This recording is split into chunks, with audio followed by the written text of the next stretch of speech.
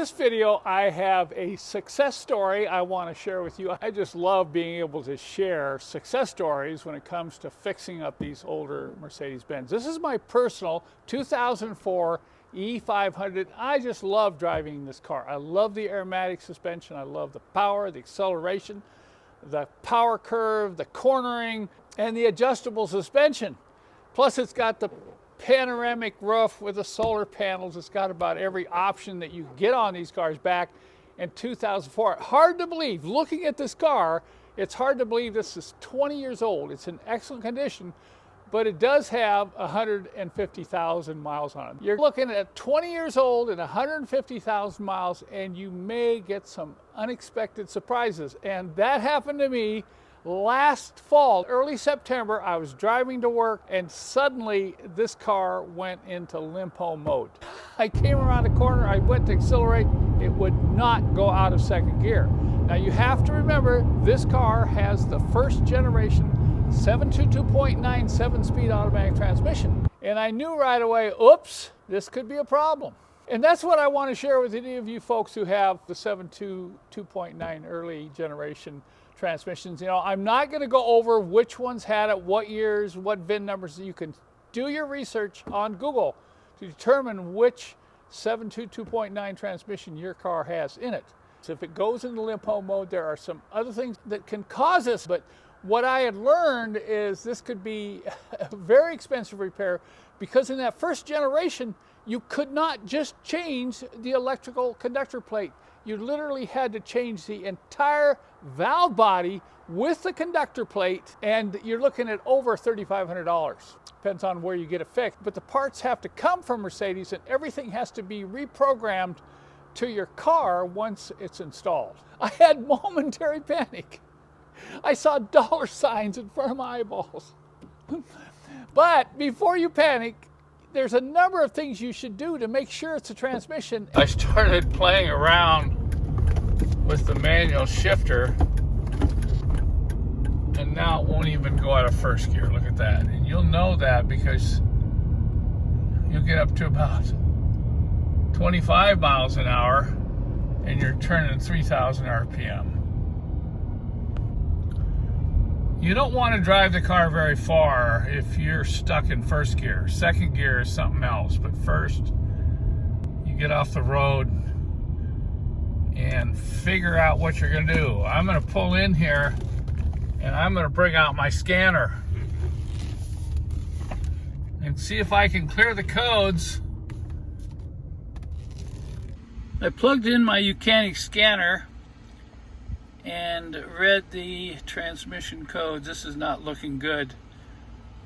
This is stored and current. I've got a faulty VGS unit, and I've got 2 speed sensors that are defective. That really indicates my conductor plate.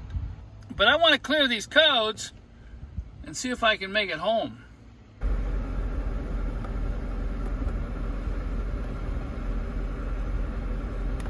Okay, here we go. Come on, baby. Second, third, fourth. It's shifting kind of rough, but at least it's shifting. Now I think I can make it home.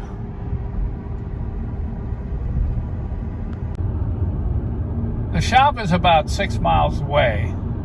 So far, so good. It's shifting very erratically, but at least I'm not in limpo mode, cruising along here at 50 miles an hour. Notice that now I have a check engine light. So when I get to the shop, this car's not moving again until we find out what's wrong with it. Now you have a check engine light. This situation is not going to go away on its own no matter how many times you turn your key on and off. When you put a P code into a search engine, you'll get more information than you'll ever want to try to read. But you notice the 2767 code is generic powertrain code, so it's usually related to the input speed sensor, and this is not replaceable on the outside of the transmission in a 722.9. You really don't want to trust the information you're pulling out of your check engine light for a full diagnosis of what's going on inside the transmission. Okay, perfect. Was just slightly over full. Just let it drip a little bit until it stabilizes. Okay, there's our fill level right there. So we're going to reinsert the plug and torque that down to 22 Newton meters. There are two types of plugs here, so you may have a hex instead of a bolt. And this level in the transmission is now set perfectly. But you're going to say, but Kent, I checked mine and nothing came out. If nothing came out with the engine running, that means your fluid level is too low. It can't just drip a little bit. It actually has to run and then stop dripping. For you to determine the true level in that transmission, if it just drips a few times, nope, that's not good enough. You're going to have to put some more fluid in there, maybe a half a liter, start out with a half a liter. If that's not enough, you may have to put in another half liter until you can see it running out and then dripping like you saw earlier in this video. Now let me show you the device I use to get transmission fluid up into the pan. This is my pressure filler. You can use this when doing a full system flush or just a drain and fill or even a check. The first thing is you're going to have some type of fitting that screws in where that drain plug goes. My unit here is a little unique from others that you see on the market. I have a filter. I feel that's very important, and I haven't seen any other units out there that have a filter. I also have two shutoff valves. I shut it off here. This will allow me to completely take this free from the transmission so I can check level, and then I have a shutoff here so when I do pull this off and set this down, it's not leaking all over the floor. The pressure tank is a 1 gallon pressure tank, so I can fill 3 liters at a time. It has a pressure release right here, which is really important.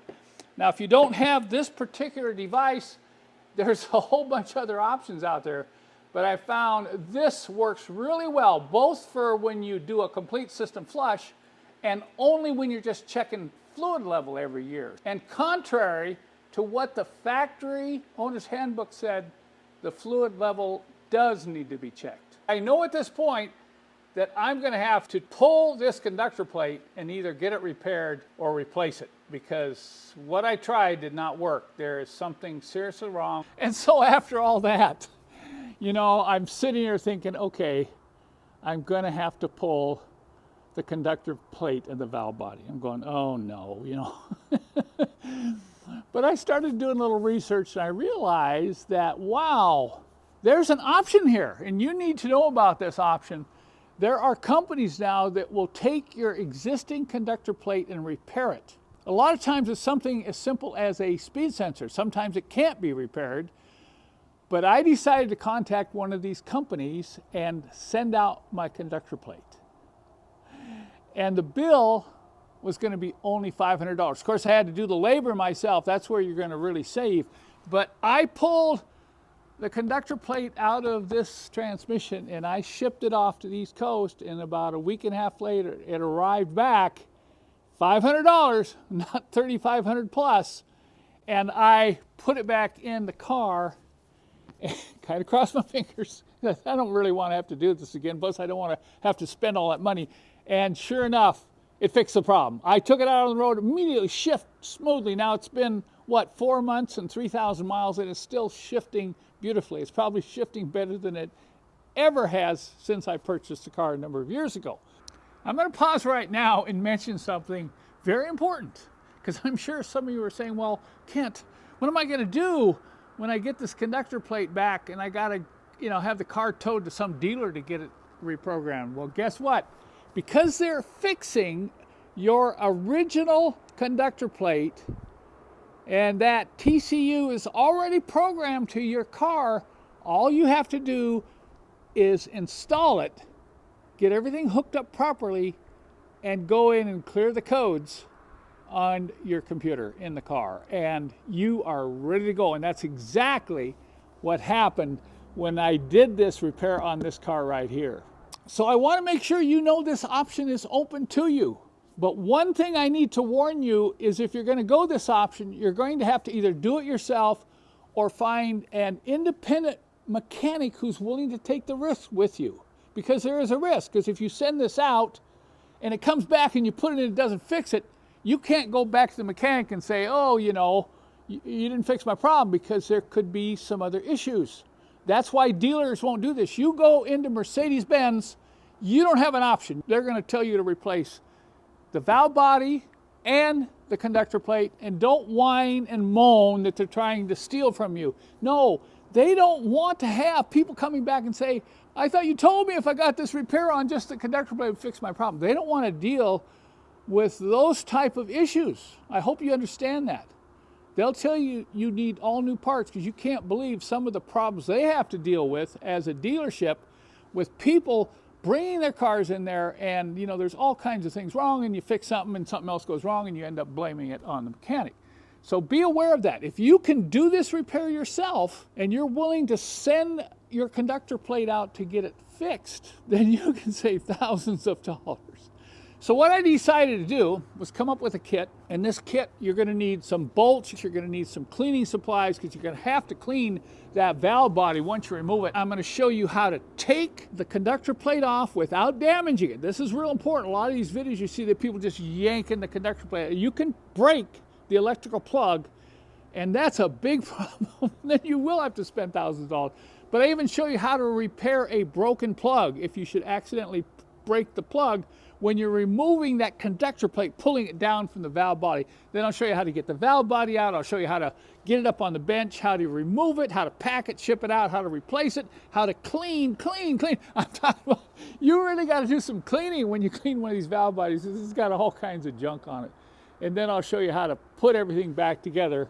And you're going to need a scanner that can reset the codes on your transmission, and then you can hit the road. And I would say that probably, from what I hear, about 80% of the time, this can be a permanent fix like you see here in my E500. So if you're interested in tackling this problem, I'll put a link to this kit, which will provide you with materials you need, plus a couple of very long videos to walk you through the process so you can save thousands of dollars yourself.